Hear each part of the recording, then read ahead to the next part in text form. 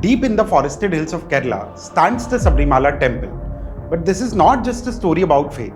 It's a story about laws versus belief, tradition versus constitution. And one question that shook India in 2018, can religion deny equality? The Sabarimala Temple is dedicated to Lord Ayyappa, also known as Dharmashastra, the son of Lord Shiva in Mohini. For decades, this sacred place followed a controversial practice. Women between the ages of 10 and 50 were not allowed to enter the temple. The reason? Lord Ayyappa is believed to be Naistik Brahmachari, an eternal celibate, and menstruating women, it was argued, would disturb this vow. ये practice सिर्फ परंपरा नहीं थी, it was legally upheld. In 1991, the Kerala High Court ruled that the ban was constitutional, saying it existed since time immemorial and did not violate women's rights. But history doesn't stop evolving. In 2006, the Indian Young Lawyers Association, led by 5 women, filed a PIL in the Supreme Court. Their argument was simple but powerful. How can a biological process become a ground for exclusion?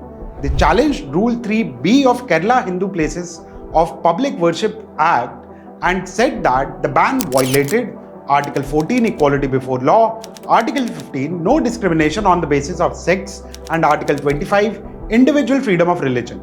The temple authorities hit back.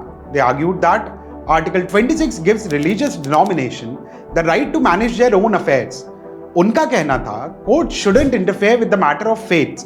To resolve this clash, the Supreme Court ruled on the Essential Religious Practice Doctrine, which was developed in 1954. The doctrine asks one critical question: is the practice essential to religion or just a custom protected by the habit? The court looked at precedents. It had earlier ruled that excluding Dalits from temples was not an essential religious practice. Cow slaughter was not essential to Bakri. So where did Sabarimala stand? The majority of judges held that excluding women based on menstruation is not essential to Hinduism.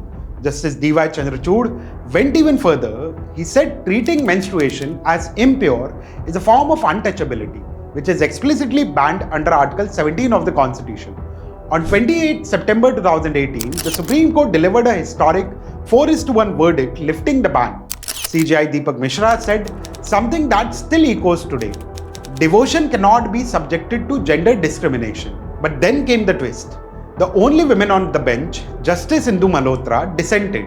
She argued that courts should not decide what is rational or logical in religion. According to her, faith is faith, even if it appears unreasonable to outsiders. She believed that sometimes group religious activities or rites must prevail over individual equality. Her dissent sparked a nationwide debate. Should judges define religion, or should the Constitution step in when faith harms dignity? The Sabarimala Judgment is not just about entry into a temple. It's about constitutional morality. The idea that individual dignity and equality are supreme even over age-old tradition. परंपरा हमें पहचान देती है, लेकिन Constitution हमें अधिकार देता है. And the Supreme Court made one thing clear: any tradition that denies human dignity must be questioned, especially in 21st century. So here's the real question for you. Was Sabarimala a verdict for equality or an overreach into faith? Drop your thoughts in the comments and subscribe for more deep dives into the cases that shape India's constitutional soul. Thank you so much.